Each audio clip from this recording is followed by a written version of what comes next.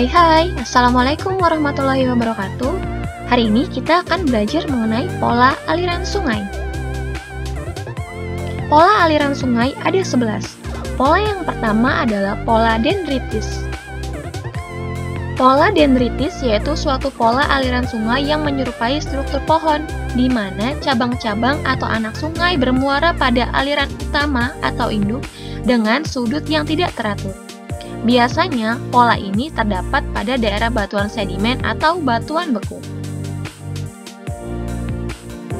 Pola yang kedua adalah pola pinnet.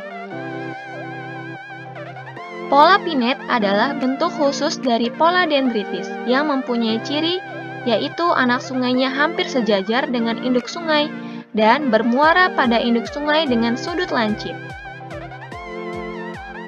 Sudut lancip tersebut menunjukkan kecuraman lereng yang besar dan bersifat terjal. Pola dendritis dan pola pinnet memiliki satu kemiripan. Dapat dilihat pada gambar, bahwasanya kata kunci untuk pola dendritis adalah ranting pohon, sedangkan pinnet adalah dahan pohon. Pola yang ketiga adalah pola trellis. Pola trellis yaitu sungai-sungai yang memperlihatkan letak paralel menurut strike. Anak-anak sungainya yang sekunder bergabung secara tegak pada sungai-sungai yang paralel tadi. Biasanya, pola sungai semacam ini terdapat di daerah berstruktur lipatan. Untuk mempermudah mengingat pola trellis dapat menggunakan kata kunci rel, atau dapat dikaitkan dengan menggunakan rel kereta. Dapat kita lihat pada gambar ini sedikit mirip seperti rel kereta. Pola yang keempat adalah pola paralel.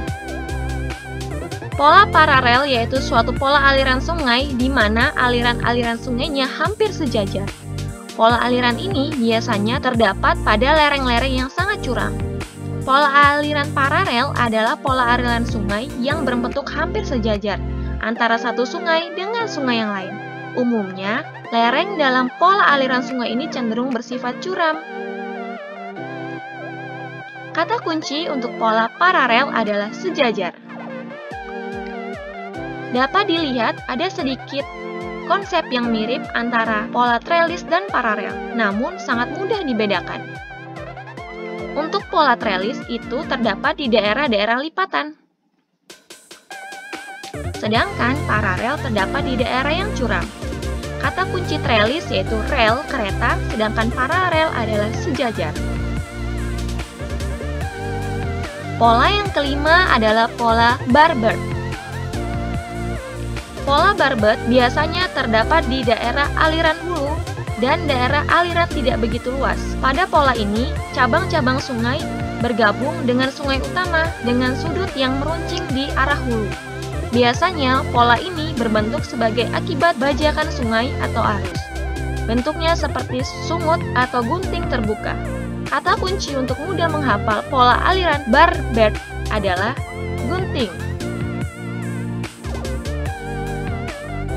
Pola yang keenam adalah pola rektangular. Pola rektangular yaitu suatu pola di mana sungai induk dengan anak-anaknya membelok dengan membentuk sudut 90 derajat atau siku-siku. Hal ini dipengaruhi oleh sistem retakan atau patahan. Dapat dilihat pada gambar bahwa sudutnya membentuk sudut siku-siku.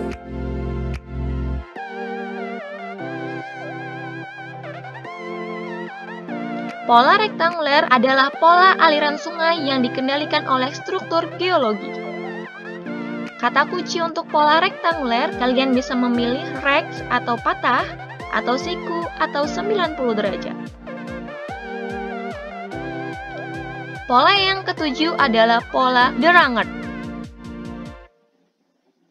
Pola deranget yaitu suatu pola aliran sungai yang tidak beraturan. Pola ini biasanya terdapat di danau atau rawa. Sungainya mengalir keluar masuk rawa atau danau. Anak-anak sungainya pendek-pendek. Kata kunci untuk menghafal pola deranget adalah tidak beraturan. Pola ke-8 adalah pola radial sentripetal. yaitu suatu pola aliran sungai yang terdapat pada daerah depresi atau cekungan. Aliran-aliran sungai mengalir dari lereng menuju cekungan.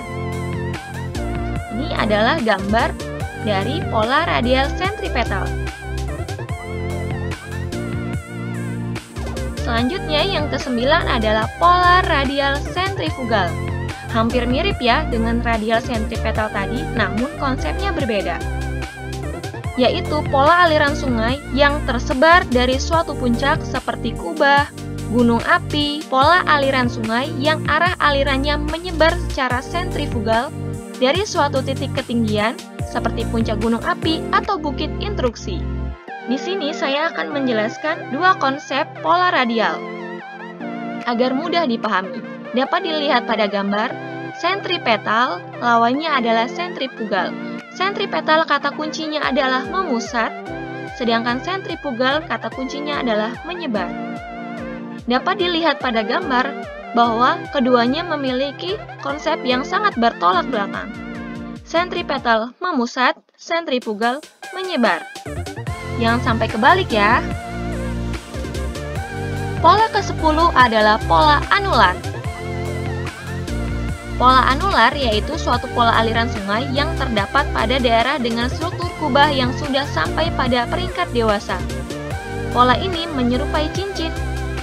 Dapat dilihat pada gambar, memang pola ini menyerupai cincin. Untuk mempermudah mengingat, saya akan membuat kata kunci dari kata anular. Kita ambil kata ular, lalu ular melingkar seperti cincin. Itu akan mengingatkan kita pada pola anular. Pola yang terakhir adalah pola braided. Pola braided terbentuk sebagai akibat aliran sungai yang terbagi karena adanya gangguan pada aliran atau arus. Sungai seperti pengendapan di tengah sungai atau sungai tersebut tiba-tiba melalui suatu daerah yang terangkat dan lain-lain. Ini adalah bentuk pola dari sungai braided. Kata kunci pola braided adalah teranyam. Seperti teranyam bukan? Demikianlah penjelasan mengenai pola aliran sungai. Saya harap kalian mudah memahami berdasarkan kata kunci yang sudah saya buat. Terima kasih.